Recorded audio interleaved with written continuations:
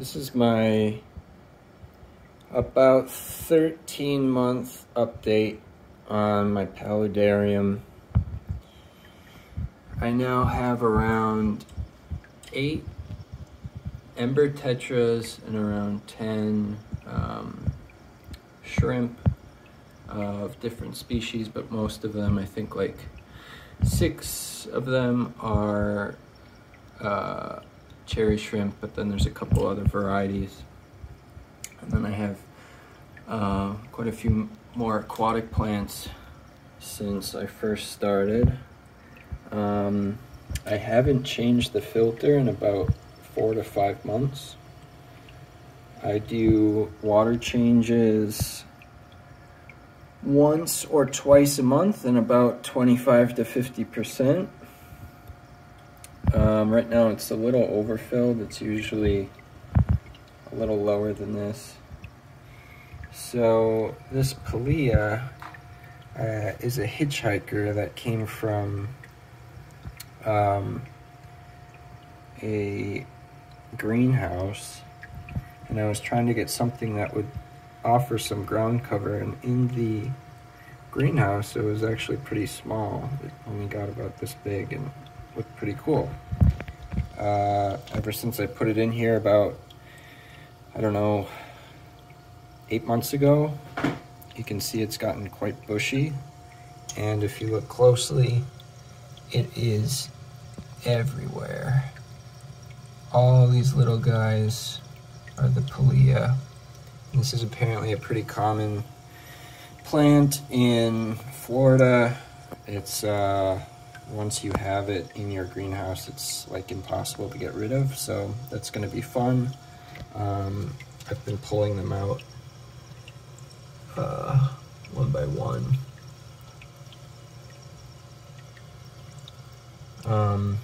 But yeah, that's going to be a perpetual task now. It's never going to go away. So since I started, this whole back wall I left for Ecuador for 3 weeks, and what happened was the pump failed. It was actually over there. It failed while I was gone. The whole back wall dried out and I had to replace it. And in the meantime, I also put in a side. Both sides now have the off-brand Hygrolon. And then, as you can see, I took some Java moss and some other mosses, liverwort, and have quite a good healthy growth there. And the other big change that I did is I now have the original 4 lights, and this grow light, which is like really high power, meant for like the cannabis and hydroponics industry, I turned that off, and I haven't gotten really problematic algae anymore, so that's also good. But as you can see, the new moss edition, which came about 3 to 4 weeks ago, is starting. So this was a slurry that I bought online from some like reptile website. What else? You can see the vanilla vine is doing well. This is, I chopped it in half, and it's growing out a second shoot there, doing well. I've added quite a lot of small orchids. There's a bulbal phylum here that's not doing that great. Actually, none of the orchids that I bought, the miniature orchids, are doing that great. I think it's because it doesn't dry out in here and it's really, really humid. And these are species that tend to like to dry out, I believe. You can see I put a Palea up here before knowing what it was, and that stuff will grow literally everywhere. If you can see, these small plants here growing underwater, I'm pretty sure are also Palea. I think it's Palea microphyllum. I'm not 100% sure, I don't remember, but it's ridiculous. The thing will not die. This guy I rescued from a prototype paludarium that I had, which I've now trashed. And that's where most of this Java moss came for the back wall. We've got some more dying orchids over here. I've learned that it's not possible to have both really lush growing moss and some of these orchids, because some of these orchids require being dried out, and some of them, but the moss in my apartment, the air is like really extremely dry. So if I keep this open, all the moss will die. It will just die. It would have to be constantly misting. And that's the other addition. I also added an automatic mister. So that is the 13-month update, but really, you know, considering the back wall was gone, this is now about 3 months old, but all this bottom part is about 13 months old. I've chopped the nepenthes back quite a few times. It is way too large for this tank. And the other issue is that it does like the higher intensity light. So it's only been about 3 weeks since I turned off the light, but it's doing okay. The Venus flytrap, obviously not gonna do well here. It's just, I shouldn't have that here. And this guy and this guy, if you don't tell anybody, are actually from Cajas in Ecuador, Cajas Park in Ecuador. So you can't find those anywhere. But as you can see, this looks like a pretty popular plant. I don't know the species that's popular.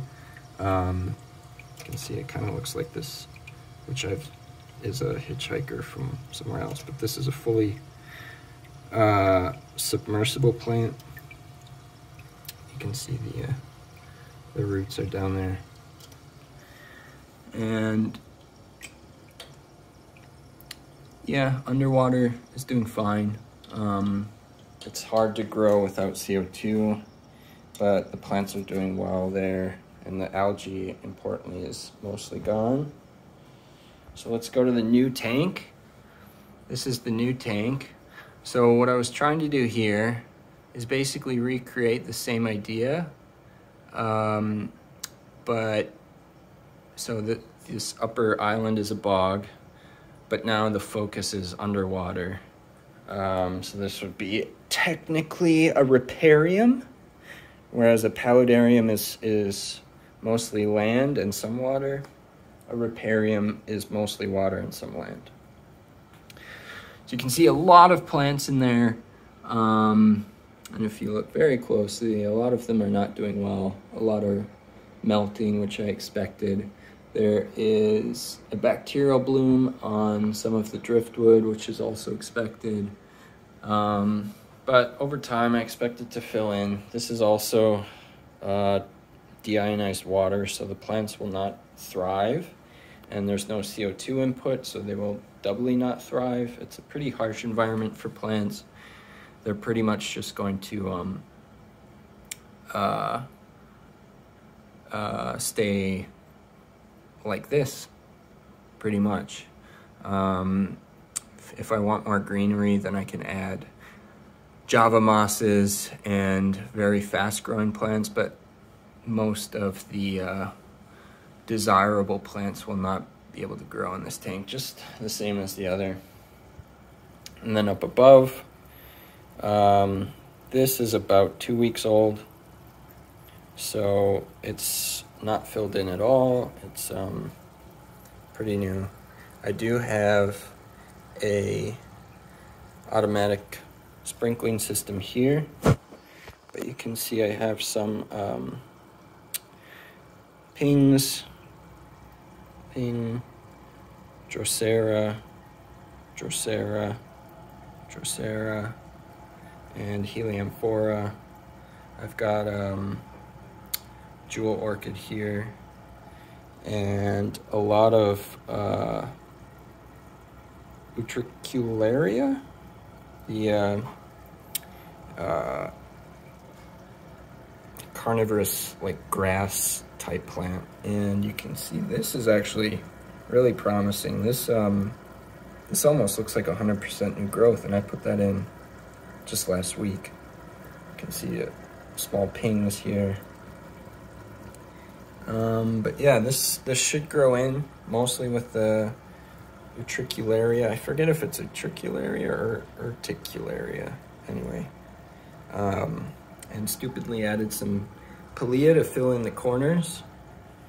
And yeah, so this is experiment number 2. Right now there's only 2 shrimps in there. You might be able to see one there. I don't see the other one. But, so I will slowly be adding more background, larger plants, and then filling in with different types of aquatic mosses over time. So that's the update.